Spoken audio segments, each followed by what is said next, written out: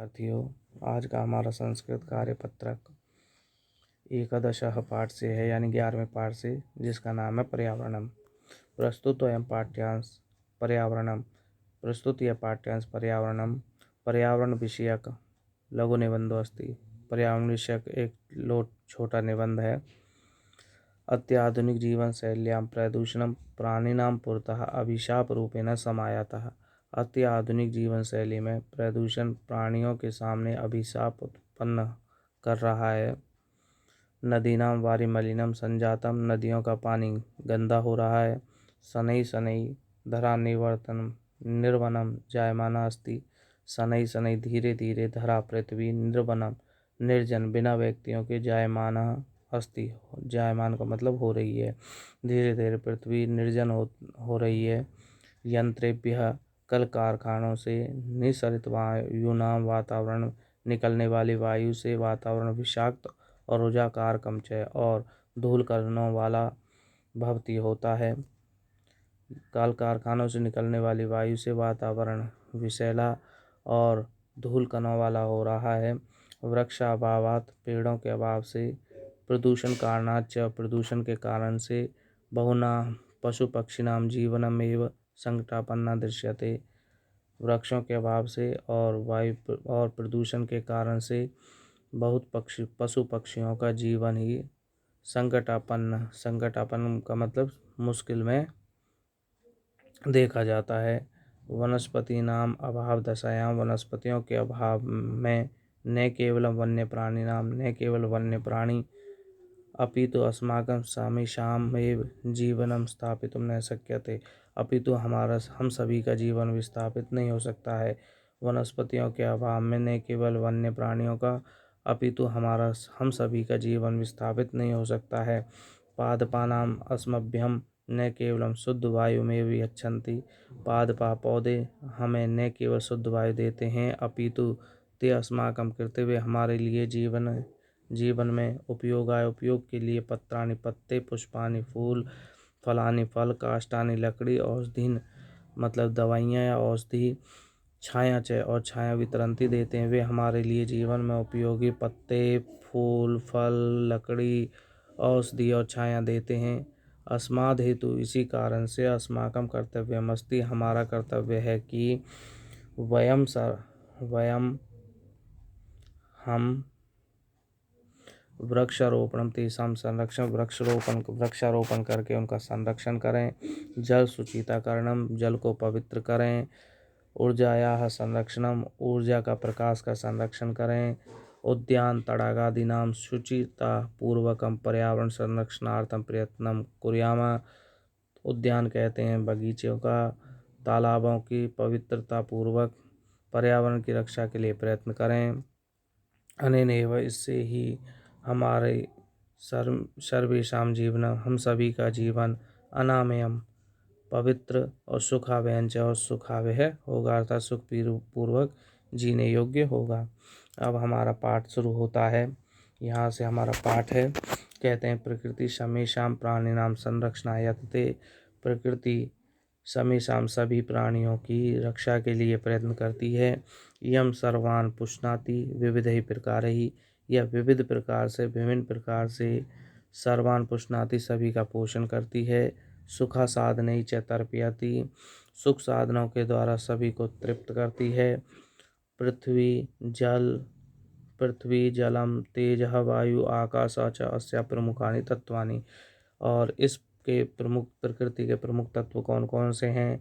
पृथ्वी है, जल है, तेज कहते हैं ऊष्मा प्रकाश, वायु है, आकाश, अस्या प्रमुखानि तत्वानि, इसके प्रमुख तत्व हैं। पृथ्वी, जल, तेज, वायु, आकाश इसके प्रमुख तत्व हैं।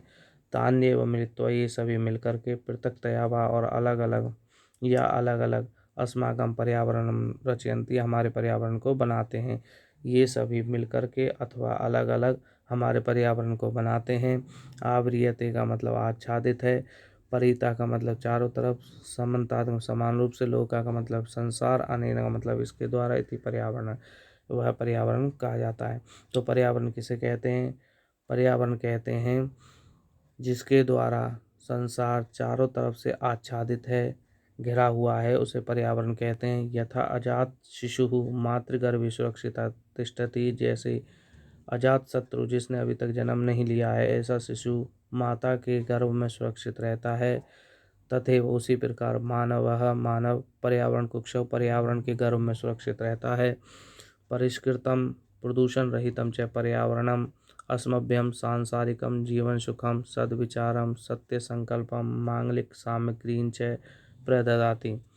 परिष्कृत शुद्ध और प्रदूषण रहित पर्यावरण अस्मभ्यम हमें सांसारिक जीवन का सुख, सद्विचार अच्छे विचार, सत्य संकल्प अच्छे संकल्प, मांगलिक सामग्रीं च और कल्याणकारी कामों के लिए सामग्री का मतलब होता है वस्तुएं, प्रददाति का मतलब देता है।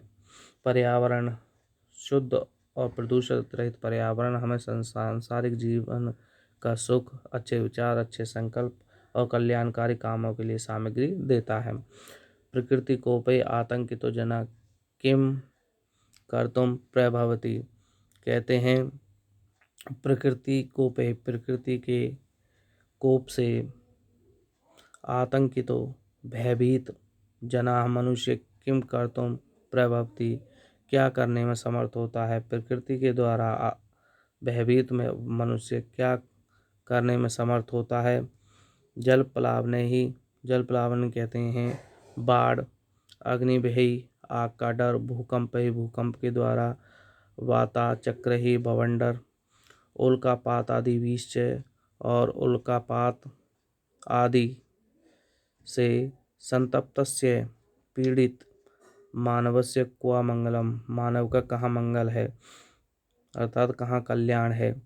कहते हैं बाढ़, अग्नि का डर, भूकंप और बवंडर, उल्कापात आदि से पीड़ित मनुष्य का कहाँ कल्याण है।